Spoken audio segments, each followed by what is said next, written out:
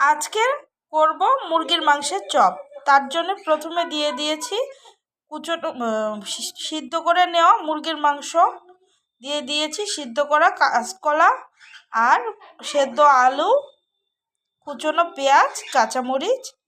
বাদবাকি উপকরণগুলো দেখিয়ে দিচ্ছি।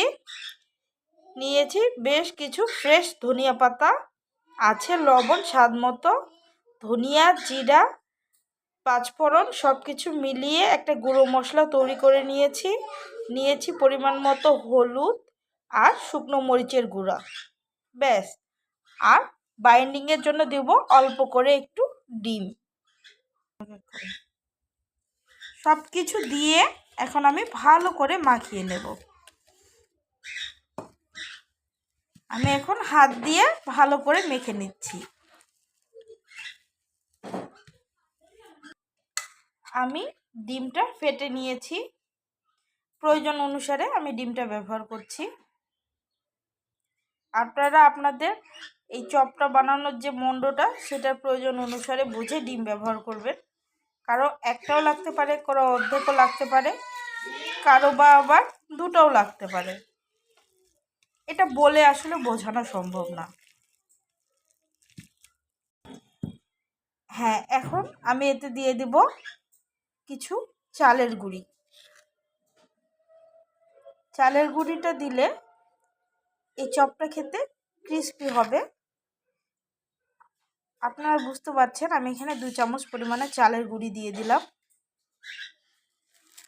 দিয়ে দিচ্ছি অল্প করে কর্নফ্লাওয়ার। যদি কর্নফ্লাওয়ার নাও থাকে তবে এই চপটা বানাতে কোনো সমস্যা হবে না, দিলে ভালো হয়।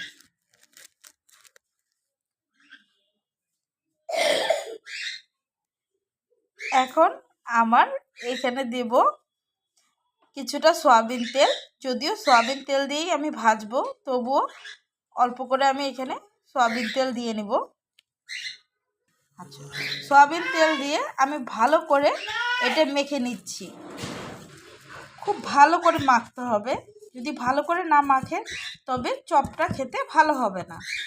মুরগির মাংসের চপ যদিও, তবুও এটা ভাজতে বেশ কিছু সময় লাগবে, তাই আমি ভালো করে তেল দিয়ে নিলাম। আমি এরকম করে গোল গোল করে নিচ্ছি আর মাঝখান থেকে একটা চিপ দিয়ে আমি তেলে ছেড়ে দেবো। এখন আমি একটা লোহার কড়াইতে খুব ভালো করে তেল গরম করে নিয়েছি। দিয়ে দিচ্ছি চপগুলো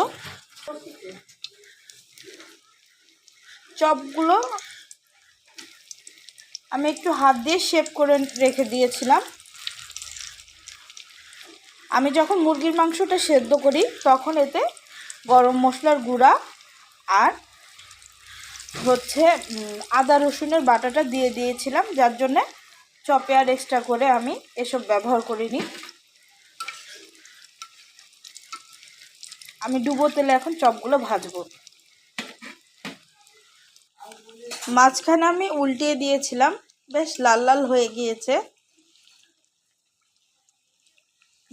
আমি বেশ উল্টিয়ে পাল্টিয়ে চপগুলো ভেজে নিচ্ছি।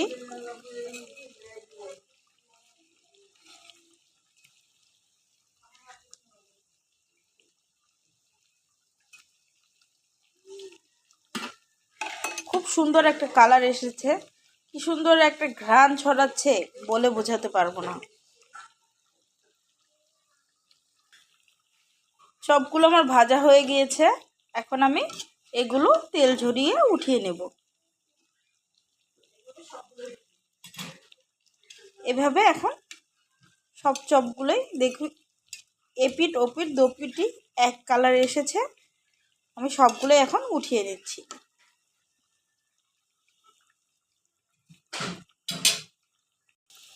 আমি একইভাবে বাদবাকি চপগুলো দিয়ে ভেজে নিচ্ছি।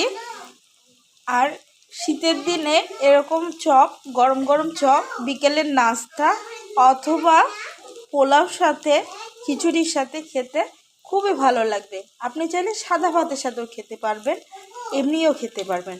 মজার হয় চিকেন চপটা। বাদবাকি চপগুলো আমি ভেজে নিয়েছি, এখন এগুলো আমি তুলে নিচ্ছি।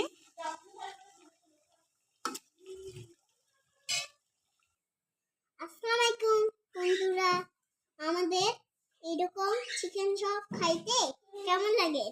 যে নিজে খাইলে একবারও আপনারাও বানাইতে পারবেন।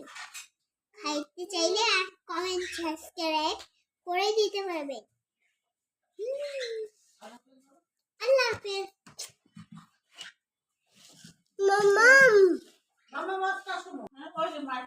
মাম্মাম